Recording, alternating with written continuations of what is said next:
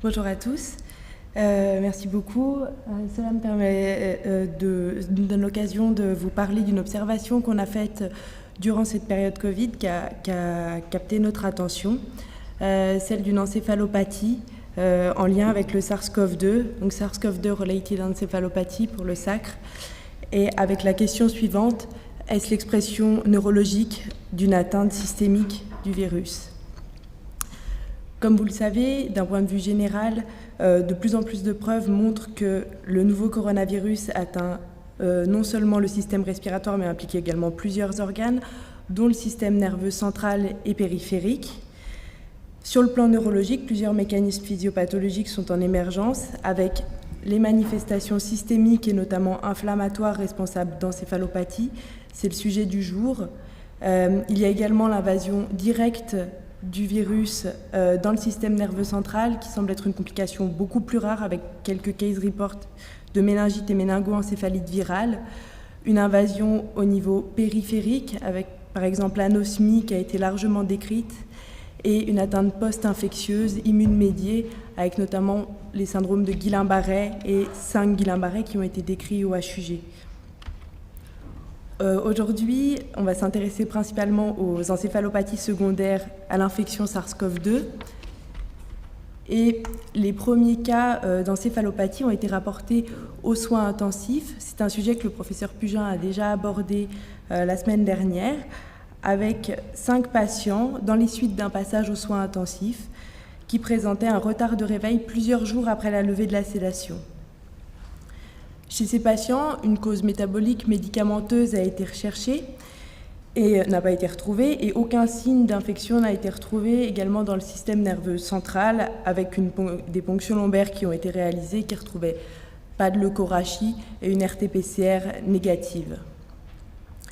Maintenant, je voudrais attirer votre attention sur l'IRM cérébral. Donc des IRM cérébrales ont été réalisées devant l'absence d'explication. Là, on est en coupe axiale qui passe par le cervelet. Et sur ces IRM injectés, on retrouvait un rehaussement vasculaire. Là, on voit un rehaussement du tronc basilaire qui touchait préférentiellement le territoire vertébro-basilaire, sans image de sténose ou d'ischémie d'aval, ce qui parlait plutôt en faveur d'une endothélite et non d'une vasculite. Mais ça reste une question. Chez ces patients qui avaient un très mauvais pronostic et en l'absence d'autres explications, un traitement de méthylprénisolone à dose vasculitique a été donné, avec une amélioration finalement assez spectaculaire, puisque dans les 48 à 72 heures, les patients se sont réveillés, en tout cas pour 3 d'entre eux, avec 2 d'entre eux une amélioration de la vigilance. Peu après, alors avec nos collègues internistes et puis les neurologues rapatriés dans les unités Covid, on a également observé plusieurs cas de patients encéphalopathes. Alors l'encéphalopathie, c'est vaste, ça correspond à une atteinte diffuse de l'encéphale et ça peut s'exprimer de multiples manières. Aux soins intensifs, l'expression clinique était plutôt un état comateux, et à l'étage, on observait plutôt des troubles attentionnels et parfois une symptomatologie plus floride avec une agitation, des délires, des hallucinations. Il s'agissait pour la plupart de patients qui sortaient des soins intensifs, mais pas uniquement. Il y avait également des patients qui n'étaient pas passés aux soins. Et ces patients présentaient de nombreuses comorbidités et une histoire clinique assez complexe, comme le patient que je vais vous présenter là, qui est un homme de 69 ans, autonome, en activité, seulement connu pour une hypertension, qui, mi-mars, a commencé à présenter des symptômes type myalgie, frisson, évocateurs d'une maladie à Covid-19. Sur une semaine, il a été hospitalisé, pris en charge aux soins intensifs, et il a fait un long séjour aux soins intensifs de 1 mois, avec toutes les complications et toutes les interventions que ça implique, la ventilation mécanique, la sédation, les thérapies anti-infectieuses, les décubitus ventraux, etc. Et au réveil, ce patient est passé en unité conventionnelle, n'a initialement pas été signalé comme un retard de réveil ou un coma, mais il présentait une symptomatologie qui était délirante, avec des hallucinations et des fluctuations importantes. De la même manière qu'aux soins intensifs, les causes métaboliques ont pu être exclues, Et l'état confusionnel persistait plus de 3 semaines, il était inexpliqué, et on a retrouvé sur les examens complémentaires les mêmes constatations, soit une ponction lombaire avec une absence d'infection du système nerveux central et une RT-PCR négative pour le SARS-CoV-2, pas de leukorachie et cette fameuse prise de contraste à l'IRM cérébral. Face à ces constatations, qui étaient assez fréquentes en fait, on a réalisé une analyse rétrospective sur 42 patients hospitalisés que nous aimerions partager. Et puis à ce sujet, j'aimerais remercier les collègues des soins intensifs, de médecine interne, les neuroradiologues et toutes les personnes qui ont participé. Concernant les caractéristiques cliniques de ces patients, il s'agissait de patients relativement jeunes, autour de 65 ans, en très grande majorité des hommes, à plus de 90%, qui présentaient un surpoids, voire une obésité, et 2 tiers d'entre eux des facteurs de risque cardiovasculaire. Ils n'avaient globalement pas de troubles cognitifs préexistants. Concernant les caractéristiques cliniques maintenant, 30% des patients présentaient une hyposmie et des céphalées. Et lors de l'examen neurologique, on retrouvait un état confusionnel, bien sûr, qui pouvait être hypoactif ou hyperactif, et parfois en raison d'une grande fluctuation plutôt mixte. Il faut savoir que les patients se présentent aussi parfois sous mutiques. Et nous avons utilisé des échelles spécifiques de confusion, qui est l'échelle CAM, qui est largement utilisée et qui nous permet de coter la sévérité entre 0 et 4 en fonction du nombre de symptômes cliniques, et l'échelle RAS, l'échelle de Richmond de vigilance, qui est une échelle largement utilisée aux soins intensifs, qui va de -5 à +4, -5 étant non réveillable, +4 étant en état d'agitation très intense, avec 0 étant une vigilance normale.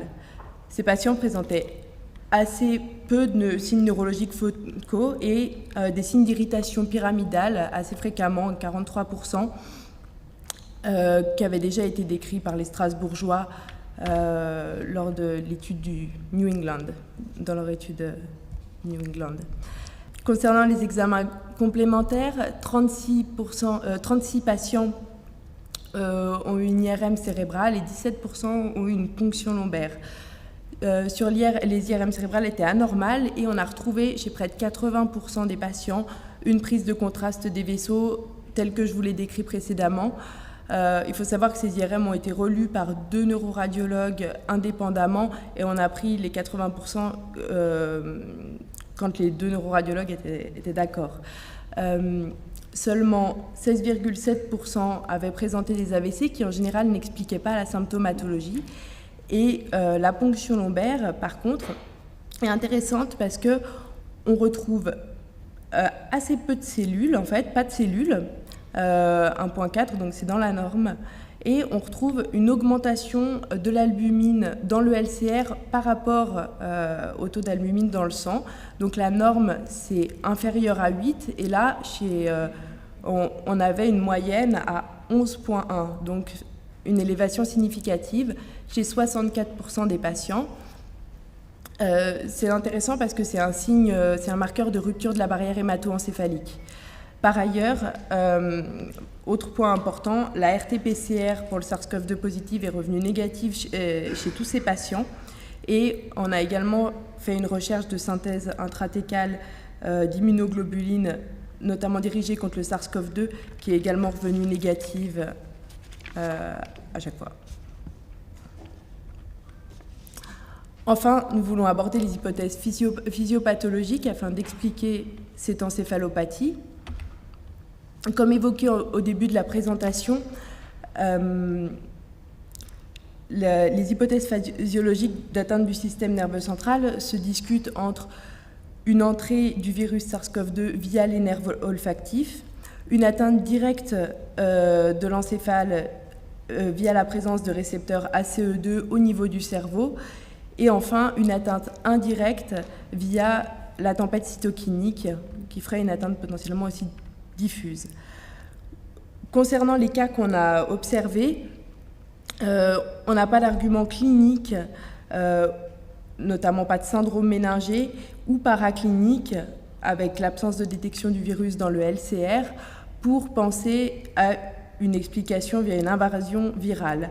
C'est pourquoi on a plutôt privilégié la troisième hypothèse, qui est l'hypothèse inflammatoire et de l'orage cytokinique, avec une atteinte de l'endothélium qui pourrait expliquer la rupture de la barrière et les prises de contraste qu'on a visualisées en IRM.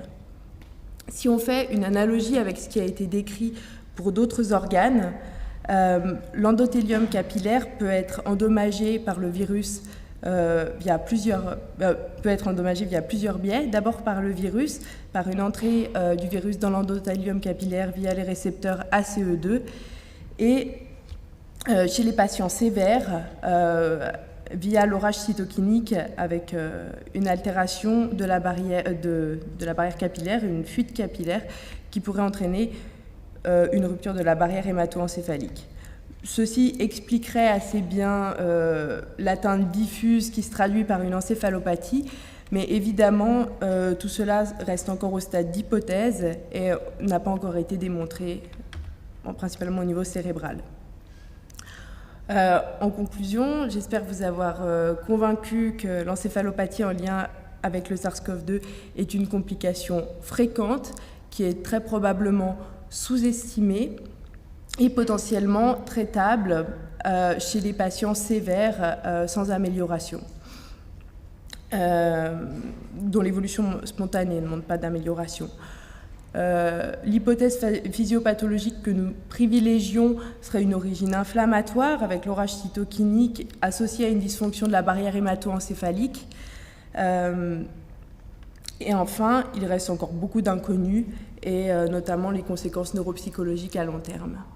Je vous remercie pour votre attention et je voulais vous prévenir que pour parler plus longuement des complications neurologiques du Covid, il y a un symposium qui est prévu le 15 décembre en collaboration avec Lausanne. Merci.